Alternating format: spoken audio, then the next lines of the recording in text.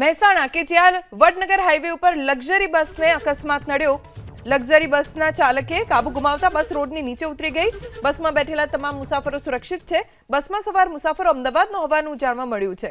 ધાર્મિક પ્રવાસ પૂર્ણ કરીને તેઓ પરત ફરી રહ્યા હતા અને ત્યારે જ અકસ્માત નડ્યો।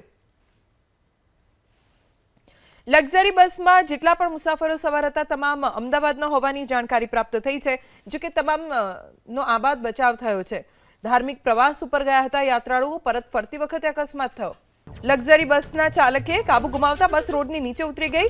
બસમાં બેઠેલા તમામ મુસાફરો સુરક્ષિત છે। બસમાં સવાર મુસાફરો અમદાવાદના હોવાનું જાણવા મળ્યું છે।